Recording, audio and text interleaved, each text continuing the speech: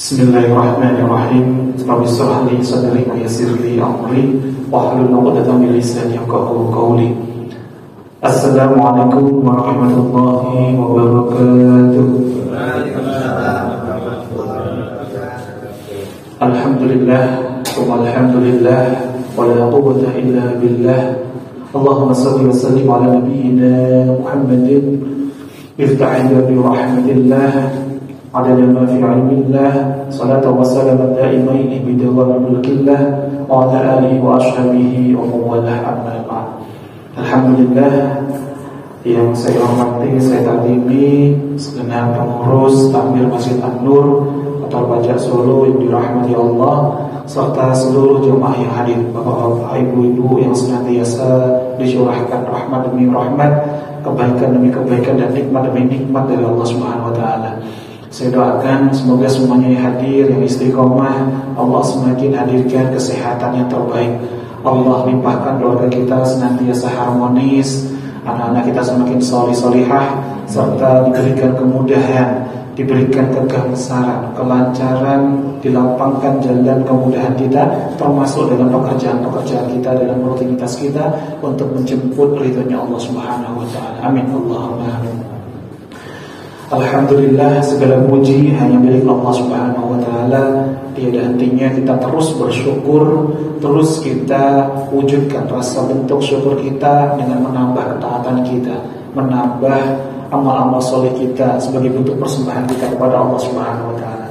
Meskipun Allah sesungguhnya tidak butuh terkait dengan ibadah kita. Allah tak butuh, tidak akan ngefek bagi Allah apakah kita ini melakukan ibadah atau tidak, tapi sungguh ini adalah bentuk rasa syukurnya kita kepada Allah yang telah melimpahkan nikmat demi nikmat kepada kita. Maka mari sungguh-sungguh kita hadirkan sepenuh rasa, sepenuh hati kita untuk kita sungguh-sungguh mengucapkan kalimat tahmid ini bukan sekedar di lisan, tapi menyertakan segenap jiwa kita. Kita mulai dengan baca hamdalah bersama-sama. Alhamdulillah Rabbil Alamin. Semoga dengan kalimat ini yang akan menjadikan tanda ini sebagai bukti hamba-hamba yang beriman. Hamba-hamba yang beriman itu ketika dia nanti dimudahkan langkahnya menuju surga, tiada kata yang pertama diucap ketika kakinya itu menginjakkan di surga melainkan kalimat hamdalah. Dan kalimat inilah yang menjadi pembeda hamba yang fasik dengan hamba yang beriman. Jadi ketika diuji oleh Allah, dia mengucap Alhamdulillah ala kulli hal, segala puji bagi Allah atas segala keadaan. Ketika doa-doa diijabah, dia pun juga bersyukur kepada Allah. Alhamdulillahilladzi bi ni'mati tatimmus shalihat. Alhamdulillah. Yang kedua, salawat serta salam senantiasa pula mari bersama-sama kita munajatkan kepada junjungan kita Nabi Agung, Nabi besar baginda Nabi Muhammad sallallahu alaihi wasallam. Semoga dengan hadirnya hari ini termasuk akhir sanah bulan Hijriyah dan menjelang awal sanah bulan Hijriyah. Ini adalah momen-momen terbaik di mana Rasulullah SAW ada peristiwa-peristiwa besar, ada contoh-contoh yang dilakukan oleh Nabi SAW, dan hari ini pula lah yang akan kita tadabburi, kita tafakuri. Semoga kita nanti bisa termasuk bagian dari hamba-hamba yang ternyata umat-umat Nabi Muhammad yang dicintai oleh Rasulullah SAW. Karena Nabi SAW pernah berwasiat, barang siapa yang mencintaiku maka ya jalankanlah sunnah-sunnahku. Maka dengan kita mengikuti tuntunan beliau, sunnah-sunnah beliau, insya Allah kita akan termasuk umat-umat yang sungguh-sungguh mewujudkan rasa cinta kita kepada Nabi SAW, yang kelak kita pun juga nanti diizinkan untuk bisa bersama-sama bertetangga di surga terbaik bersama dengan baginda Nabi SAW. Amin Allahumma amin insyaallah. Alhamdulillah, tema kita hari ini ada hubungannya terkait dengan kita menyambut tahun baru Hijriyah. Salah satunya ketika kita berbicara mengenai Hijriyah, itu tidak bisa lepas dari kata hijrah. Maka salah satu bentuk tadabbur kita terkait dengan rutinitas kita, pekerjaan harian kita. Ini tema yang kita ambil adalah terkait dengan hijrah profesional dari rutinitas kita selama ini menuju amanah yang bernilai ibadah. Bismillah, semoga Allah mudahkan, Allah lancarkan, Allah berikan pemahaman ilmu untuk kita, Allah lembutkan hati kita. Ala kulli niyyah salihah bisirril Fatihah. A'udzu billahi minasyaitonir rajim. Bismillahirrahmanirrahim. Alhamdulillahirabbil alamin. Arrahmanir rahim. Maliki yaumiddin. Iyyaka na'budu wa iyyaka nasta'in. Ihdinas siratal mustaqim. Siratal ladzina an'amta 'alaihim ghairil maghdubi 'alaihim waladdallin. Insyaallah. Alhamdulillah, kita awali tema ini dengan sebuah landasan terlebih dahulu. Sebagaimana di kajian-kajian sebelumnya, ketika ada tema pasti ada motivasinya. Mengapa tema ini dibahas? Seberapa penting hijrah profesional itu dari rutinitas yang selama ini kita lakukan itu bisa menjadi sebuah amanah yang bernilai ibadah di sisi Allah Subhanahu wa taala. Jadi seberapa penting tema ini untuk kita bahas? Mengapa tema ini penting?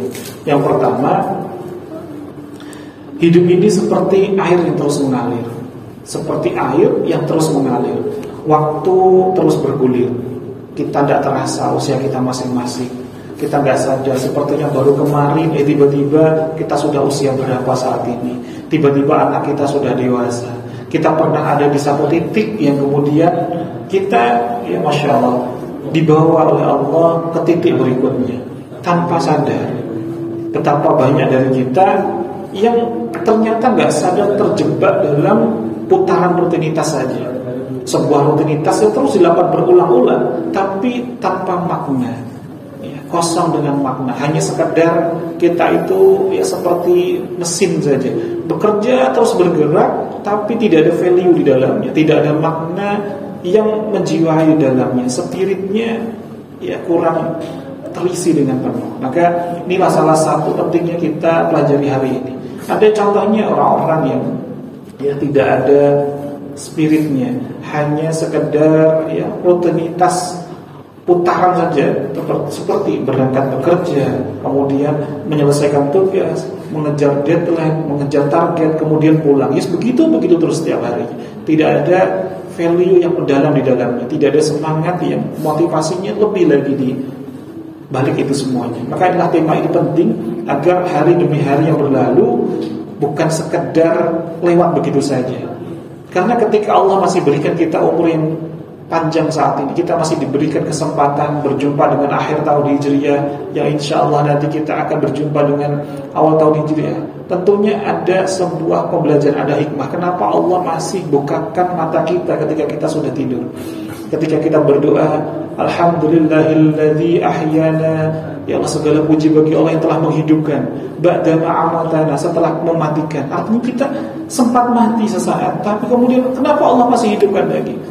Salah satunya ya sebagaimana makalahnya para ulama, kenapa kita ini masih diberikan kesempatan untuk membuka mata? Karena Allah masih berikan kesempatan untuk kita memperbaiki diri.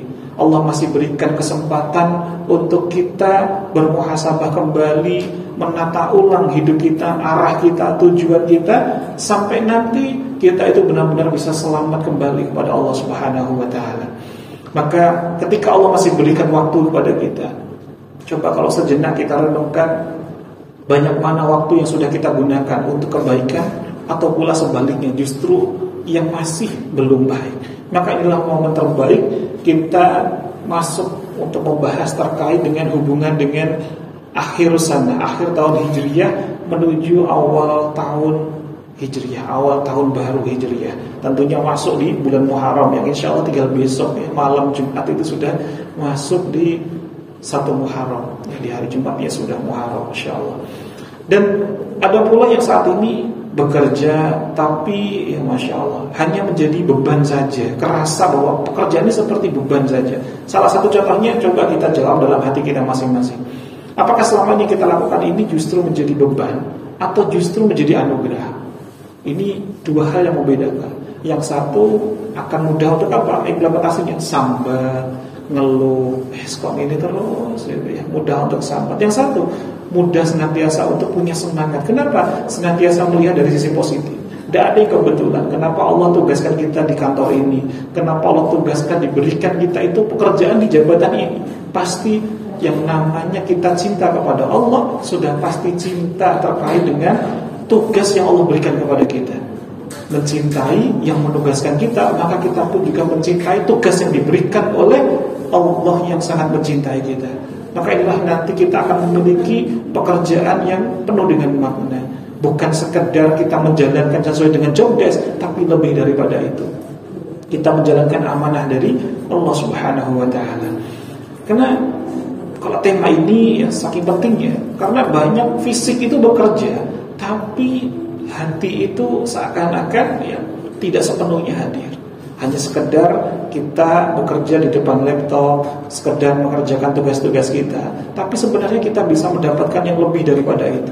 Karena di balik setiap pekerjaan kita itu bisa bernilai menjadi jalan mendapatkan ridhonya Allah Subhanahu wa taala, bernilai ibadah yang akhirnya menghantarkan kita keselamatan sampai nanti menuju surganya Allah. Jadi bukan sekedar produktivitas saja, tapi yang benar-benar menghadirkan batin kita juga menuju semakin tenang, semakin merasakan lapang di sisi Allah Subhanahu wa taala. Dan berbicara mengenai tahun baru Hijriah, Bapak Ibu yang disayang Allah Subhanahu wa taala, inilah momentum terbaik, undangan langsung dari Allah Subhanahu wa taala untuk kita semakin berubah, untuk kita semakin lebih baik lagi. Ya, jadi ada peristiwa-peristiwa besar yang bisa kita kenang, yang bisa kita ambil pelajaran, dan juga Masya Allah yang makna-makna yang bisa mendalam, yang bisa kita implementasikan dalam kehidupan kita sehari-hari. Kalau belajar dari sejarahnya, apa itu hijrah? Hijriyah itu kan dari bahasa Arab hijrah, berpindah kalau makna secara bahasa. Tapi sebenarnya bukan sekedar kita pindah tempat saja, tapi lebih dari itu. Kalau belajar dari sirahnya, hijriyah ini kan momentum awal di mana yang membakukan, yang menjadikan ini diformalkan, itu adalah yang diformalkan adalah Khalifah Umar bin Khattab radhiyallahu anhu, atau istilahnya Umar Al-Faruq. Beliau menjadikan momentum awal hijrahnya Nabi SAW ke Madinah itu sebagai perhitungan awal tahun baru Qamariyah, tahun baru Hijriyah. Kalau kita belajar dari sirahnya terlebih dahulu, maka awal tahun Hijrah itu bukan momentum awal kemenangan, bukan. Tapi justru ini kita bisa tadaburi awal menuju kebangkitan peradaban Islam yang sangat luar biasa ketika Nabi mulai hijrah ke Madinah. Nabi hijrah itu bukan meninggalkan, ya, bukan berpindah menuju kesenangan duniawi, bukan.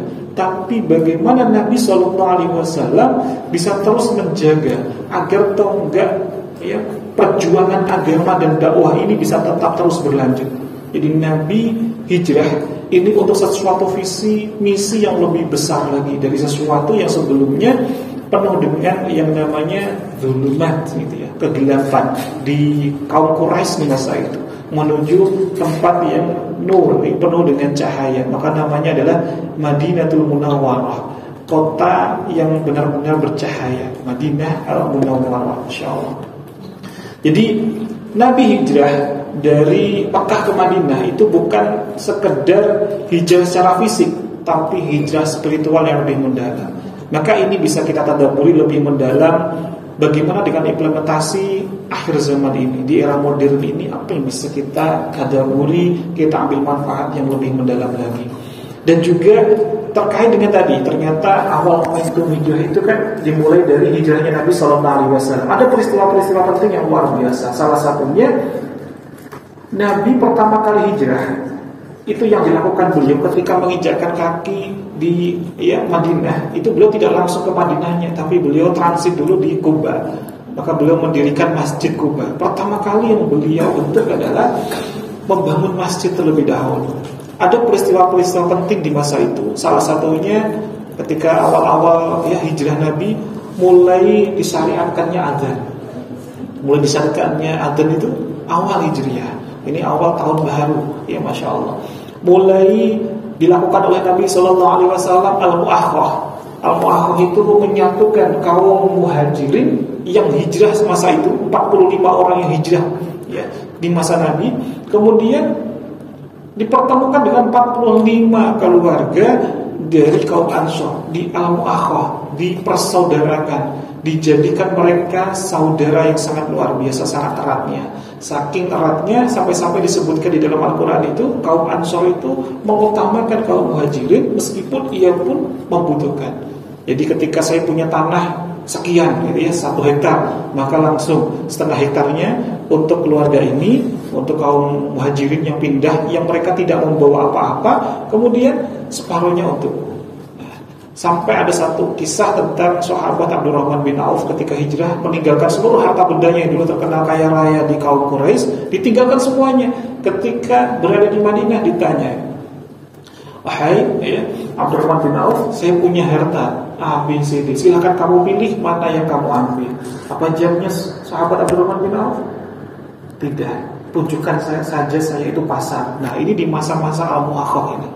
Maka Abdurrahman bin Auf luar biasa. Jadi Abdurrahman bin Auf itu konsep bisnisnya itu seperti seorang namanya kalau bahasa Jawanya itu kayak belante, makelar atau istilahnya reseller, affiliate. Jadi beliau menuju pasar mencari di mana yang jualan kambing gitu. Ditanya spesifikasi yang bagus, maka beliau tawarkan kepada yang lain untuk dijualkan. Maka dapat keuntungan selisihnya itu yang luar biasa. Beliau pandai untuk bisa marketingnya luar biasa. Ini salah satu strateginya sahabat Abdurrahman bin Auf. Ada lagi peristiwa yang sangat luar biasa di awal tahun Hijriah, peristiwa penting. Salah satunya adalah Piagam Madinah. Nabi langsung mengumpulkan kaum Nasrani, kaum Yahudi yang ada di Madinah. Ketika Nabi pertama kali masuk ke Madinah, dikumpulkan semuanya, bikin perjanjian untuk saling melindungi satu sama lain. Perjanjian perdamaian, Masya Allah, Piagam Madinah namanya. Ini peristiwa-peristiwa penting. Termasuk lagi awal-awal mulai disyariatkannya kunut, doa kunut. Nah, ini juga di awal-awal Hijriyah, Masya Allah. Jadi ada satu kisah sejarahnya kenapa ada syariat kunut. Salah satunya adalah ketika Nabi itu awal hijrah, itu para sahabat yang hijrah itu merasakan perbedaan iklim yang signifikan. Jadi seperti kita kalau pindah ke wilayah yang lain yang iklimnya itu berbeda, suhunya berbeda, pasti imun itu juga kena turun, kemudian ngedrop. Nah, banyak sahabat yang di masa itu demam. Kemudian ada lagi sahabat-sahabat yang tidak bisa hijrah di Quraisy yang saat itu disiksa. Maka Nabi SAW itu mensyariatkan untuk melakukan doa di dalam sholat. Jadi setelah ruku kemudian i'tidal, setelah sami Allahu liman hamidah, beliau mensyariatkan untuk kunut. Jadi kunutnya di masa Nabi SAW di awal-awal itu bukan waktu subuh saja, tapi kunut ini kunut terkait dengan kunut doa bala untuk terhindar dari musibah tadi. Sahabat-sahabat banyak yang sakit, kemudian ada sahabat yang sedang disiksa di Mekah yang tertinggal yang tidak bisa hijrah. Nah, ini awal-awal peristiwa-peristiwa luar biasa yang terjadi di awal tahun Hijriah. Kita mengerucut ke sesuatu hal yang sejarah yang lebih dalam lagi, lebih ke atas lagi, yakni peristiwa dari para anbiya, para kekasih Allah. Itu ada peristiwa-peristiwa penting. Kalau dihitung dengan penanggalan Komariah, itu ternyata terjadi di bulan Muharram, terjadi di bulan-bulan awal tahun Hijriah. Contoh, Nabi Adam alaihissalam itu setelah diturunkan di muka bumi, kemudian diperjumpakan lagi dengan istrinya, dengan Siti Hawa itu. Kalau diteliti lagi dengan penanggalan Komariah, itu ternyata jatuh di hari ke-10 bulan Muharram. Jadi ada peristiwa-peristiwa penting yang luar biasa. Jadi di masa itu ada yang meriwayatkan 40 tahun Nabi Adam alaihissalam itu dipisahkan. Setelah turun di muka bumi, 40 tahun Nabi Adam dengan Siti Hawa dipisahkan, kemudian disatukan di hari Jumat. Tapi ada riwayat yang lain 330 tahun. Sampai Nabi Adam itu berdoa, Rabbana dhalamna anfusana wa illam taghfir lana wa tarhamna lanakunanna minal khasirin. Ini Quran surah Al-A'raf nih. Maka inilah istighfarnya Nabi Adam ketika beliau sungguh-sungguh di awal-awal hari bulan Muharram dengan taubatan nasuha, dengan istighfar yang luar biasa, maka diselesaikan persoalan hidupnya. Maka salah satu amalan, kalau ditanya amalan apa sih yang terbaik yang kita bisa lakukan di awal tahun Hijriah, maka seluruh ulama sepakat, ini memperbanyak kita istighfar. Maka terjadinya Nabi Yunus alaihissalam selamat dari perut ikan paus. Itu kalau di dalam Al-Quran disebutkan salah sadzulumat, 3 kegelapan sudah masuk di dalam lautan. Itu gelap, itu kondisinya malam hari. Yang kedua, ketika di dalam perut ikan paus kegelapan, gak ada cahaya. Beliau dengan istighfarnya Nabi Yunus, Quran surah Al-Anbiya 87, La ilaha illa anta subhanaka inni kuntu minadh dhalimin. Ini istighfarnya Nabi Yunus. Allah jadikan apa? Perutnya ikan paus itu Kalau kita nyebutnya mual. Maka ikan paus memuntahkan Nabi Yunus alaihissalam. Akhirnya beliau selamat. Seluruh umatnya akhirnya beriman kepada Allah dan juga kepada Nabi Yunus alaihissalam. Peristiwa apa lagi? Contoh lagi, peristiwa Nabi Ibrahim alaihissalam saat beliau ditangkap oleh Raja Namrud. Kan beliau itu dituduh telah merusak berhala-berhala yang banyak sekali. Saat itu Raja Namrud memerintahkan untuk menangkap Nabi Ibrahim alaihissalam, meskipun belum ada bukti yang akurat saat itu. Yang penting tangkap saja dulu. Dan ketika ditangkap, ditanya saat itu, apakah benar kamu yang merusak berhala itu? Apa jawabnya? Nabi, bukan. Bukan. Yang merusak itu adalah itu berhala yang paling besar. Karena ada kapak di berhala itu. Ada kapak di sana, masya Allah. Kemudian Nabi Ibrahim alaihissalam, masya Allah, luar biasa nih, terkenal dengan penegak bendera tauhid membawa ajaran tauhid yang sangat luar biasa. Nabi Ibrahim menjelaskan ketika ditanya, kamu itu apakah enggak waras? Apakah kamu itu gila? Masa berhala yang besar itu menghancurkan berhala-berhala yang kecil gitu? Loh, kalau saya itu dianggap gila, maka lebih gila lagi mereka yang menyembah berhala itu.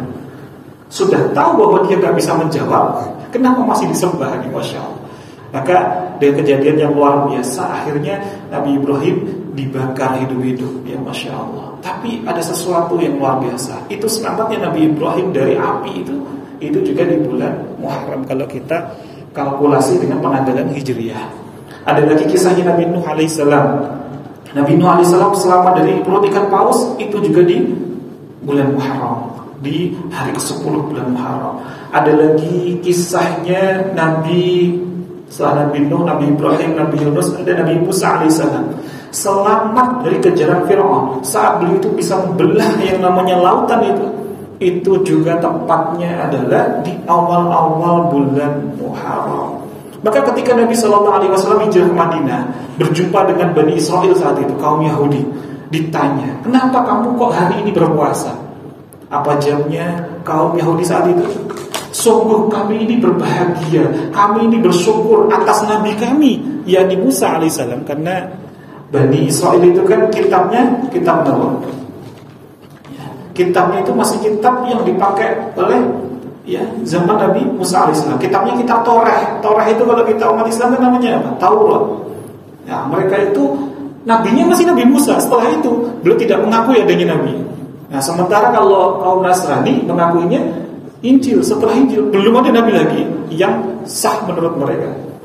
Jadi mereka masih berpegang dengan Nabi Musa alaihissalam. Maka mereka itu menjawab di masa Nabi ditanya, kenapa kamu berpuasa di tanggal ini? Saya bersyukur karena di hari ini, maksudnya adalah 10 Muharram, itu Nabi kami diselamatkan oleh Allah Subhanahu Wa Taala dari kejaran tentara Fir'aun. Lalu apa jawab Nabi? Kalau engkau saja sangat bersyukur kepada Nabimu, justru kami yang harusnya lebih memuliakan Nabimu, maka kami juga akan mewajibkan kepada masya Allah, sahabat-sahabat, kepada kaumku untuk juga berpuasa, demi membedakan antara puasanya kaum Yahudi dengan Islam di masa itu. Nabi menambahkan tanggal 9 Muharram untuk berpuasa. Jadi kita disyariatkan, disunnahkan tanggal 9 dan 10 untuk berpuasa. Ada puasa Tasu'a, puasa ke-9, dan puasa Asyura. Maka puasa Asyura itulah kalau orang Jawa punya bulan Suro itu dari sini. Asyura, bulan Suro itu dari Asyura ini. Ada peristiwa penting di tanggal 10 Muharram yang sangat luar biasa ini. Jadi syariat yang pertama adalah tadi banyak-banyak kita untuk beristighfar, minta ampun. Istighfar itu dengan tuntunan, bukan diminta istighfar malah kita istighfar bukan. Tapi ada tuntunannya. Bisa Rabbana zalamna anfusana ila akhirih, bisa la ilaha illa anta subhanaka inni kuntu minadh dhalimin, bisa Rabbi firli wa tub alayya innaka antat tawwabur rahim, bisa astaghfirullahal azim wa atubu ilaih. Nah, ini juga bisa. Jadi istighfar itu ada tuntunannya, tidak langsung sekedar istighfar. Insyaallah. Nah, jadi Bagaimana kita bisa mengisi ini? Setelah istighfar, kita jalankan ini sunnahnya puasa Asyura dan juga puasa tanggal 9 Muharram. Adapun yang puasa Senin Kamis, puasa Yaumul Bait itu juga nilainya bagus. Apalagi bulan Muharram itu juga termasuk 4 bulan yang istimewa. Ya, Masya Allah, bulan Muharram adalah 4 bulan yang istimewa di antara 12 bulan Hijriah. Maka memperbanyak ibadah di bulan Muharram ini nilainya juga bertambah berbeda dibandingkan dengan bulan-bulan Hijriah yang lainnya. Maka ada sebagian ulama yang mengkhususkan di bulan Muharram ini banyak-banyak untuk bersedekah, banyak-banyak untuk menyantuni anak yatim, itu di bulan-bulan ini. Bulan-bulan termasuk bulan-bulan yang Muharram. Jadi sekilas sejarah terkait dengan awal bulan Hijriah dan peristiwa-peristiwa penting yang di dalamnya. Tapi kembali kepada topik utama kita, bagaimana hijrah yang profesional itu berpindah, bukan hanya sekedar pindah tempat, tapi lebih daripada itu, yang menjadikan rutinitas kita itu menjadi amanah yang kemudian bernilai ibadah di sisi Allah Subhanahu wa taala. Setidaknya ada 3 langkah kalau kita ambil dari nasihat para ulama seperti Imam Ibnu Hajar Al-Asqalani, kemudian Imam As-Suyuti, kemudian Imam Al-Ghazali, kemudian Imam Syafi'i. Setidaknya kalau kita rangkum ada 3 langkah agar rutinitas kita menjadi hijrah profesional, menjadi amanah yang kemudian bernilai ibadah di sisi Allah Subhanahu wa taala. Apa itu dari 3 hal ini? Yang pertama, kembali lagi ke satu hal, titik utama dari sebelum melakukan segala sesuatu, yakni terkait dengan niat kita. Perbaharui niat kita.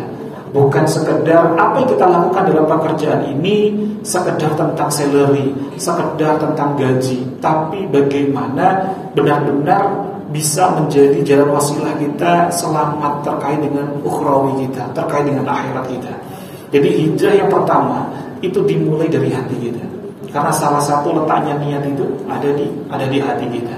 Maka hijrah yang pertama sejatinya kita mulai dari hati. Apakah selama ini kita bekerja untuk ibadah kepada Allah, atau sebatas orientasinya masih di bonus, salary, atau gaji, atau angka duniawi? Sebagaimana kita hafal betul hadis riwayat Imam Bukhari, innamal a'malu binniyat, segala sesuatu tergantung niatnya. Kalau kita hanya fokus orientasinya kepada dunia, ya kita cuma dapat dunianya, tapi tidak akan dapatkan akhiratnya. Tapi kalau kita fokuskan, luruskan niat kita bahwa kita bekerja di sini, ini adalah amanah dari Allah, ini adalah tugas dari Allah Subhanahu wa taala, ini bagian dari jalan ibadah, Masya Allah. Kita pun juga dunianya dapat, akhiratnya pun juga didapatkan. Maka ada nasihat dari seorang ulama yang masyhur. Beliau adalah Imam Nawawi. Imam Nawawi ini lahir antara tahun 631 Hijriah sampai dengan 676 Hijriah. Jadi bisa dibayangkan masa hidupnya beliau itu 6 abad setelah Hijriah, 631 Hijriah. Beliau inilah pengarang kitab yang masyhur kalau di kalangan santri, namanya kitab hadis Bulughul Maram. Beliau juga pengarang kitab Riyadhus Shalihin. Kita seringkali mendengar kitabnya, beliau sangat luar biasa. Apa nasihat beliau?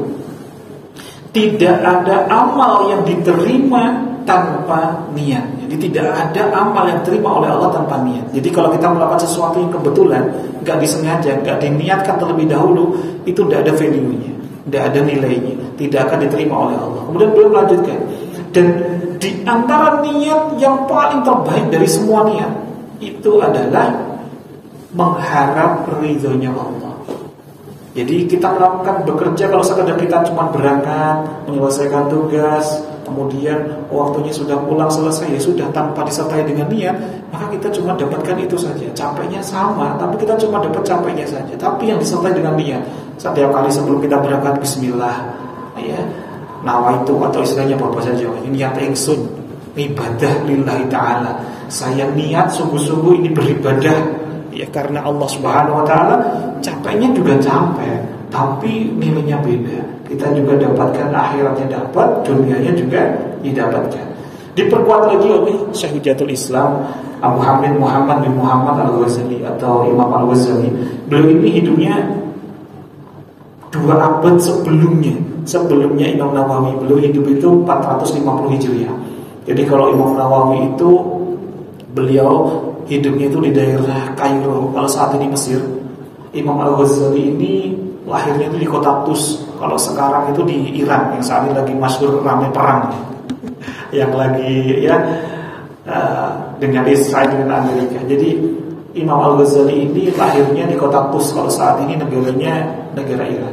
Beliau dalam kitab Ihya Ulumuddin beliau berwasiat menguatkan dengan pernyataan Imam Nawawi tadi. Orang yang bekerja untuk menafkahi keluarga dengan niat, perhatikan kalimatnya Imam Al-Ghazali.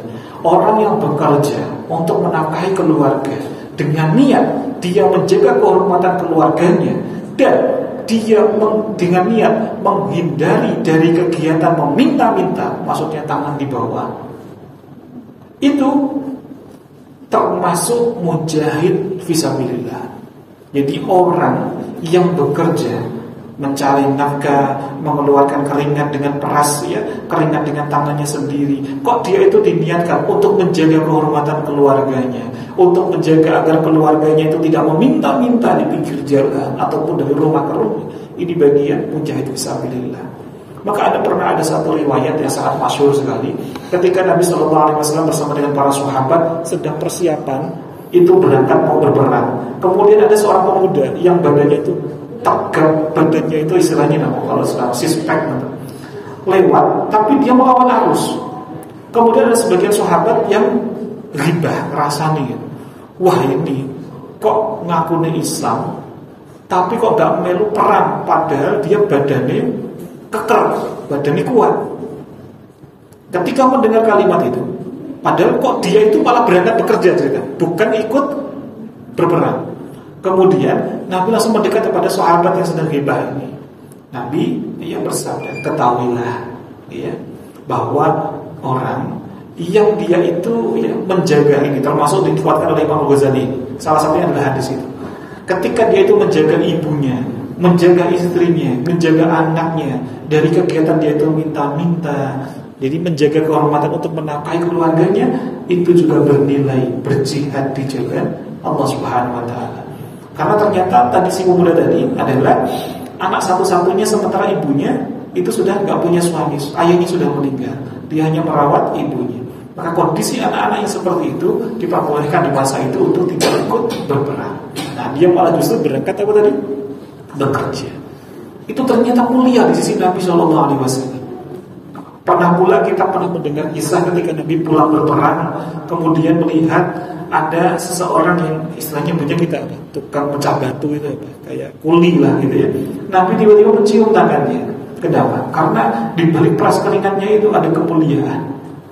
Ada sisi yang sangat luar biasa ketika dia benar-benar menafkahi keluarganya dengan peras keringatnya dan dia tidak meminta-minta meskipun dia membutuhkannya. Maka orang bekerja itu ketika kita niatkan benar-benar ini untuk ibadah, menafkahi yang beda keluarga kita, ini Masya Allah nilainya luar biasa. Tapi kalau sekedar kita hanya berangkat rutinitas, ya sudah gak dapat nilai ibadah, gak menjadi sebuah amalan yang luar biasa. Jadi ini langkah yang pertama. Lalu bagaimana dengan langkah yang kedua? Kita ringkas mau. Sebagaimana dalam Quran surah An-Nisa 58, ini termasuk bagian dari perintah Allah Subhanahu wa taala. Allah Subhanahu wa taala berfirman, "Innallaha ya'murukum an tu'addu amanati ila ahliha." Sungguh Allah menyuruh untuk amanah kepada yang berhak menerimanya, untuk sungguh-sungguh menyampaikan amanah kepada yang berhak mendapatkannya. Jadi tahun baru Hijriah ini momentum hijrah tidak hanya sekedar tidak bersungguh-sungguh dalam bekerja, tapi kita berintegritas, jujur, penuh dengan tanggung jawab. Kita yakin hadirnya pekerjaan kita, profesi kita saat ini adalah benar-benar sesuai dengan ketentuannya Allah, qada-qadarnya Allah. Ini termasuk perintah dari Allah Subhanahu wa taala, tugas yang Allah berikan kepada kita. Maka kita berhijrah kerjanya bukan sekadar ingin dinilai oleh orang di sekitar kita karena adanya KPI, adanya key performance indicator, dicek oleh atasan kita, dicek oleh kanan kiri kita. Ada mungkin penilaian secara 360 derajat. Kalau yang ke atas mungkin bisa dinilai langsung dengan pencapaian, bisa dinilai dengan angka. Tapi ada yang intangible, yang tidak bisa dilihat. Sikap kita, akhlak kita biasanya dinilai oleh antar departemen, antar divisi. Maka kita ubah, yang kerja awalnya pengen dinilai baik oleh atasan, tapi kita ganti semata-mata karena ingin disaksikan yang terbaik di sisi Allah Subhanahu wa taala. Maka ada nasihat dari Imam Ibnu Hajar Al-Asqalani. Beliau hidupnya itu di masa tahun 773 Hijriah, ya. 852 Hijriah beliau wafatnya. Salah satu karangan yang masyhurnya beliau adalah kitab Fathul Bari. Itu adalah syarahnya kitab Sahih Muslim. Di dalam kitab Fathul Bari, beliau dalam makalahnya berkata, amanah dalam perkara dunia adalah ukuran keimanan terhadap perkara akhirat. Nah, ini gak main-main Bapak Ibu. Amanah kita terhadap perkara dunia, ketika kita dikasih pekerjaan, dikasih job desk, dikasih kepercayaan, kok itu kita jalankan baik-baik, itu termasuk ukuran keimanan kita nanti di akhirat. Jadi kalau di dunia saja dia menjalankan tugas itu sungguh-sungguh, maka itu menjadi jalan keselamatan kita pula nanti juga di akhirat. Dan ya Masya Allah, Imam Asy-Syafi'i pun, ini Imam Asy-Syafi'i lebih salaf lagi, dia lebih dulu lagi, dia 150 Hijriah hidupnya. Nah, beliau berkata, jika kamu ingin melihat seberapa besar keimananmu, kecintaanmu, bahkan rasa khaufmu, takutmu kepada Allah, maka lihatlah apa yang kamu lakukan di saat tidak ada manusia yang melihatmu. Ini sebagai bentuk takaran keimanan kita. Selama ini mungkin kita bisa mudah sekali berbuat baik ketika ada orang lain, ketika ada atasan, ketika ada orang di sekitar kita, ibadahnya, perbuatan baiknya gitu ya.